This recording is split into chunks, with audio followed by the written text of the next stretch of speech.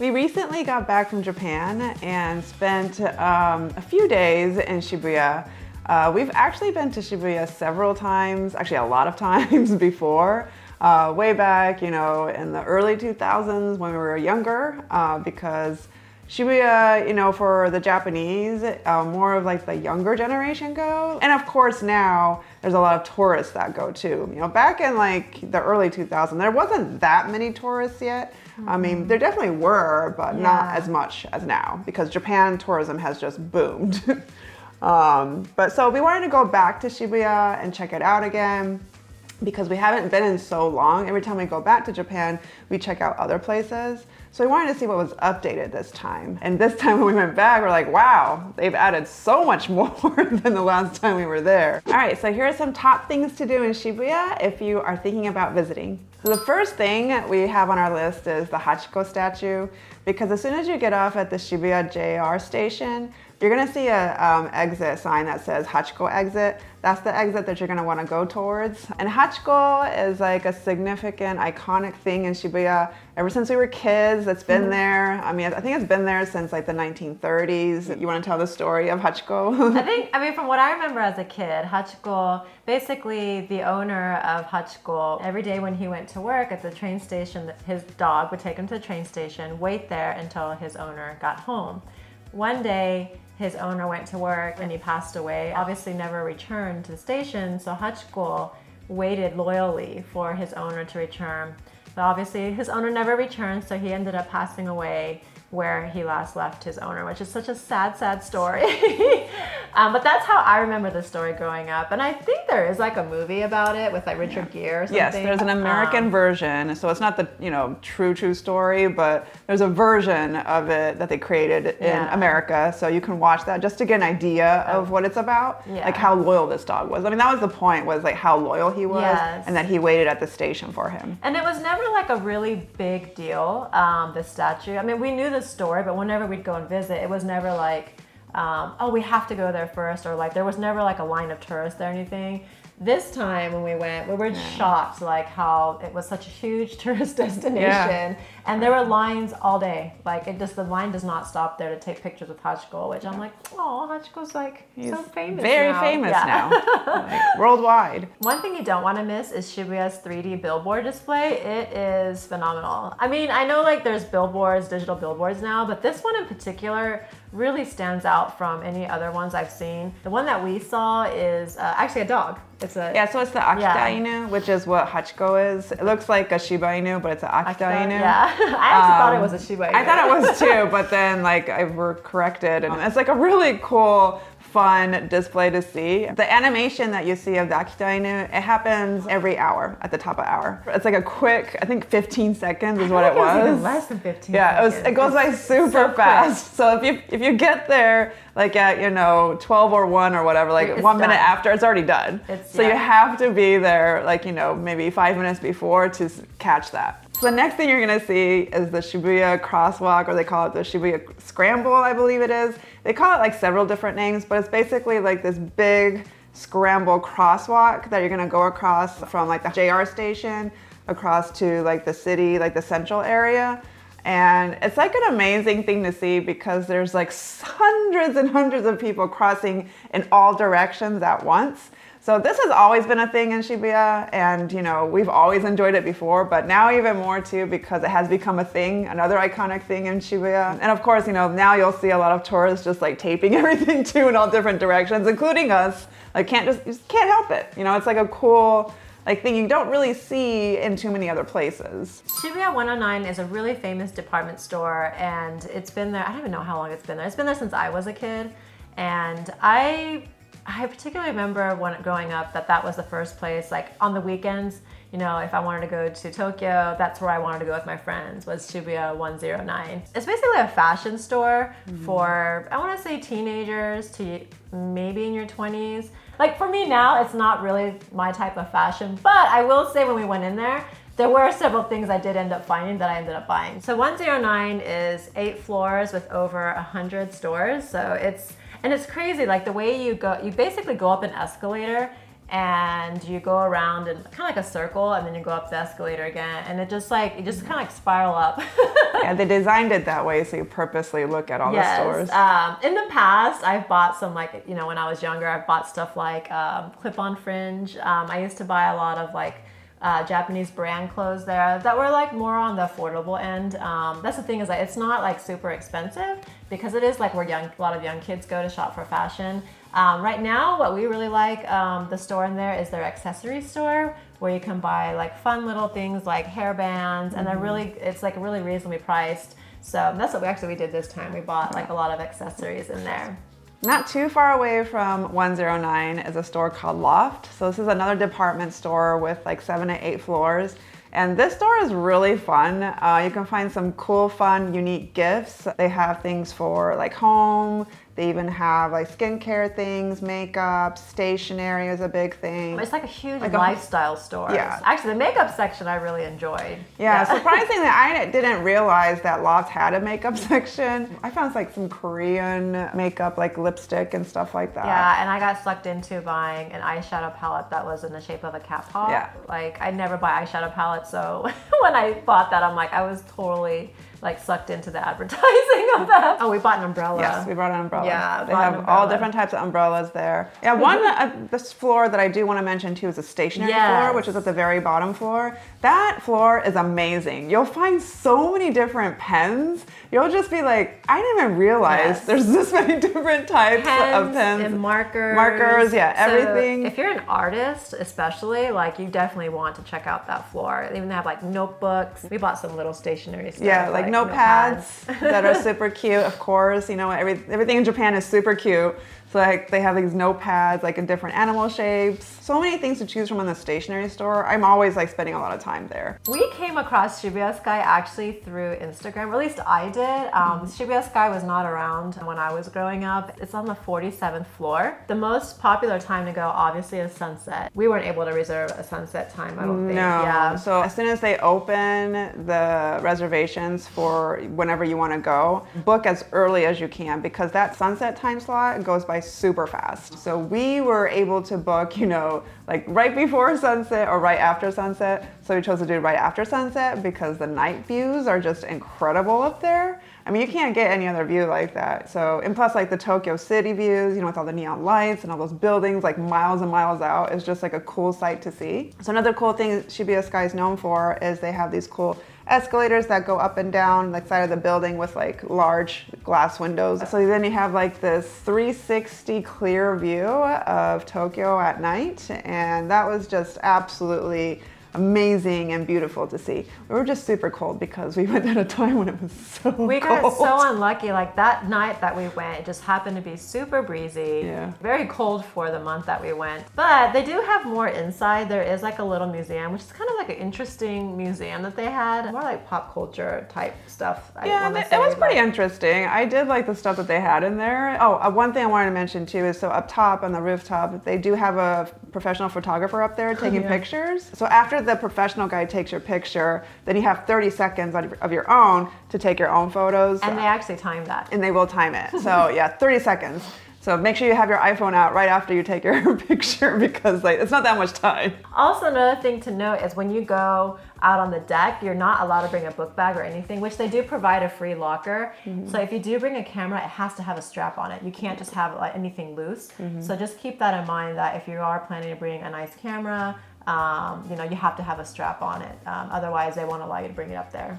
If you like karaoke like we do, I highly suggest booking a room or going to Karaoke Kan. So Karaoke Kan is significant in Shibuya because they actually shot Lost in Translation there. If you want those rooms specifically, you can actually request it. It's room 601 or 602. We did actually go a day early and reserve a room, specifically 601 and 602, but the guy didn't even do it right. So when we went there, they had a room for us, but not the specific room we asked for. So yeah, that was kind of annoying, but you know, we still had a good time. We just wanted like that night view of like the cityscape a little bit. So we did get that. And we do like the rooms here too, because they have like this cool like disco-like kind of vibe, and it's like a little bit different than the ones you go to, like the regular karaoke places that you go to in Japan. Also, if you're worried about the song selection, they do have a lot of current English songs. They do have like the menu, everything's like digitized, like so you can select songs through like this little iPad, and they do have like a little bit of English so you can navigate it. It is a little bit tricky though, so I would say give yourself enough time to kind of like navigate the iPad. So if you want to go in there for just an hour, I don't think that's enough time. It's not. No, so definitely like book at least 2 hours, because it's going to take you a little bit to get comfortable with how to use the devices. So I would say 2 to 3 hours, depending on how many people you have too. It was just me and Candy, so 2 hours was good. Oh, and also too, what Crystal did was, which I thought was a great idea, like have a list of songs that you want to sing, because you don't want to waste time in there thinking about what you want to sing. So definitely do that. Yeah. When Crystal and I travel together, it's so hard to get pictures of us together, because either I'm taking pictures of her or she's taking pictures of me. So this time when we went to Tokyo, we decided to book a photographer through Airbnb Experience. And we've done this in the past in other countries, but we've actually never done it in our home country. Yeah. So this was the first time we did it in Japan, and I'm so glad we did it. We picked a photographer, I believe his name was Akira. He was really friendly. He knew exactly where he wanted to go to get the shots that we wanted. We looked at his profile of other photo shoots he's done, and we're like, we really want pictures of obviously the Shibuya crossing, and you know, we just wanted more lifestyle shots. And he was like, yeah, I got you. And he took us to all the places that, you know, we loved. We're like, yeah, this is perfect. Really fast, and he shows you every photo like afterwards to make sure you're happy. And we got our photos fairly fast as well, didn't we? Yeah, so he gives 5 days. So he tells you in 5 days I'll give you the photos. So he'll edit a number of, I think it was like 10 to 20 photos, somewhere around there. Edit those professionally, which was phenomenal. The colors in them are just like vibrant. They're sharp, which is surprising because it's hard to take photos at night, so I was surprised with the quality and like the sharpness of it. And then he also gives you all the unedited photos too. So if you just want to sift through those and see if you find any other photos that you like, then you have them. Yeah, he's just really easy to work with, very professional. Speaks English, so don't worry about that. Yeah. We booked a hotel actually that was within Shibuya Station, and it was in an area called Shibuya Mark City. It was a really awesome place to stay because once you leave the hotel and you get to the bottom floor, basically you have so many options of places to eat, cafes, little stores. I mean, there's just like an endless amount of options. So you don't even have to like step outside. Yeah, it's all enclosed, all within a building. So like we actually went to a couple of cafes. There's a French cafe too. The French cafe was really good. There's a 7-Eleven in There's there. a 7-Eleven. If you're like get hungry or thirsty, you can just quickly go over there. And also the whole area there, they have their own Wi-Fi, which is fantastic. It was super high speed, and they provide it for free for 2 hours.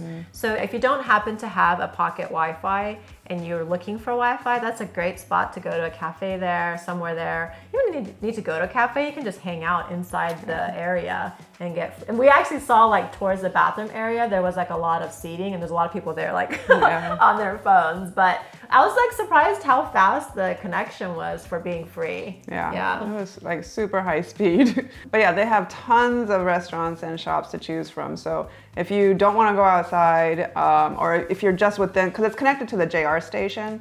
So if you just want to stop in there real quick and get something to eat or rest or use the Wi-Fi, it's a great place. Another iconic and unique thing Shibuya has is Tower Records. So this is like their headquarters. Tower Records used to be big pretty much everywhere. Like it was actually started in the States, but then the States went bankrupt, and now Japan owns Tower Records. And it's interesting because you'd think that nobody buys CDs anymore, but in Japan, everybody still buys CDs because they keep it for memorabilia. And so they like to have like a physical thing of their favorite artists. So I thought that was really interesting that Japan survived with Tower Records because they're still listening to CDs. Like I haven't bought a CD in forever. I don't even know when the last time it was. I don't even own a CD player anymore. Been at least 20 years maybe. Yeah. Also, a lot of times these CDs, they'll have like special like little gifts in there. So there's another reason why a lot of people still buy CDs. And our sister, who has 2 kids, one of them's a teenager, she buys CDs, and she even has a CD player because she loves buying CDs. But I was surprised about that. I didn't think, a 13-year-old would be interested in CDs, but apparently she is. And then we saw like these cool CD players within Tower Records. And I'm like, oh, that looks actually really neat. But yeah, so this Tower Records has 8 or 9 floors, I believe. And each floor has like a theme. So I think the first floor was mainly like the popular music that's going on right now. They still have the thing where you can listen to it on the headphones, which I thought was so neat because it's nostalgic to me. When I was in high school, like Tower Records was like a big thing. And it was like a city thing to do too because they only had Tower Records in the city. So we would go to the city and like listen to like the popular songs. I'm like, oh, this is so cool. It feels so cool being at Tower Records. But so I did that, very nostalgic. And so each floor, you know, there's one floor that's like American music. Next floor is like Japanese, and there's K-pop. They also have a cafe there. So they do like a lot of collabs there with other musicians. When we were there, they were doing a collab with a K-pop group. So the cafe, everything was all about this K-pop boy band. And we're like, oh, and all these girls were there taking pictures of everything. At first we're like, what are they taking pictures of? And it was like these posters that they put up of like these K-pop guys. And I'm like, oh, okay, that's cool. Yeah. If you're into vinyl records, they had a whole floor dedicated to vinyl records as well. That floor was pretty busy. Yeah, it was because they have over 100,000 vinyls there. So that's pretty significant to have that many different records. Of course, I had to look for my favorite records too, like Interpol, and they had that. And also, I'm really into Japanese music again, so I like going to different stations to listen to all their CDs as well. I was kind of tempted to buy a couple of Japanese CDs myself, but I didn't this time. Maybe next time I will. You did buy something though. What did you end up buying? Well, I bought like it wasn't a record or anything music-wise, but I bought like this Chainsaw Man anime book. They put that there too because a lot of anime is associated with anime songs. So a lot of popular Japanese artists or singers will make songs specifically for anime. So that's really popular too. And then like that band becomes popular. You'll see a lot of CDs or artists in Japan that make a lot of anime music. So that's why it's like a correlation why you'll see some anime stuff there too. So Chainsaw Man, I like their opening theme song too. And they had a special CD as well, which I almost bought, but I was like, I don't know. Do I really need a CD? I don't know. Then you're like, now I'm gonna have to buy a CD player. Yeah. Like go down this like spiral of like. Yeah. So I was like, I'm just gonna settle with this book. Yeah. So I bought a book there. Don Quijote is a store with I don't even know how to explain it. It's just a store packed with a bunch of miscellaneous items. And it can be a little overwhelming at first because there's just so much stuff in a tight little space. And just like kind of like the other stores, it's several floors and you kind of go up an escalator and you go around in a circle and then you go to the next floor. I want to say it's like a cheaper version of Loft. I don't know. Yeah. Kind of. Maybe. I don't know. I think Don Quijote used to be cheap.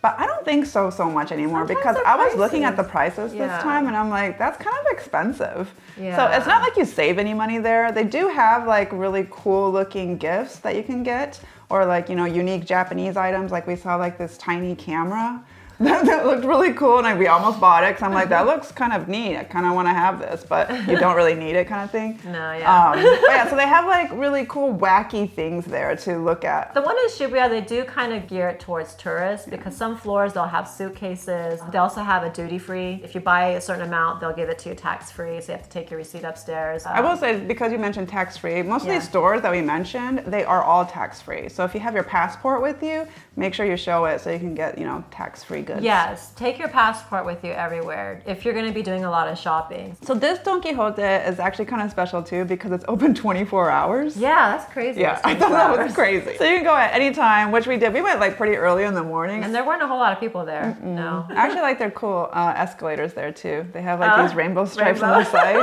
I don't know, it just makes me happy. And another new thing we found in Shibuya is this restaurant called Kumachan Onsen. So it's this bear-themed restaurant. Everything is bear-themed. That's what Kuma means. Kuma is actually the name of my dog. It means bear in Japanese. And then onsen means hot springs. So the reason why they call it this is because this is a shabu-shabu restaurant. They have a pot where you put sauce in. I want to say it's a broth, not really a sauce. Okay, so it's a broth. We dip stuff in the sauce. I'm trying to find like the right word for it. Yeah, I would say broth. So that comes in like a jelly form. And then once you're ready to cook, because you know it comes with like vegetables and meat and all that. It basically resembles that once you turn on the heat, the bear is taking a bath in the hot spring. Which is so cute. If you're not familiar, with how to eat shabu shabu. The hot pot boils your broth and you cook your meat in the broth. And then once the meat is cooked, and it's very thinly sliced, so it cooks like within seconds. Yeah. And then you can dip it in different variety of sauces, which they had a sauce station where you can pick all these different type of sauces. It's a fun experience if you've never tried having shabu shabu or that type of like hot pot experience. It is more on the expensive side because you are paying for the ambience and like the experience and like, you know, the cuteness basically of like the little bear. So, I mean, I thought it was worth it. I mean, I think a lot of other people think it's worth it too because it is like, it's pretty good food. And I do love themed restaurants. And if you have room for dessert, you can go downstairs and they have all bear themed desserts like parfaits, ice cream. What else was there? There's a bunch of little things there. So that's our list of things to do in Shibuya. I hope this helped you out. If it did, please give it a thumbs up. And if you want to watch more of our videos, please subscribe to our channel. Thanks for watching. Bye.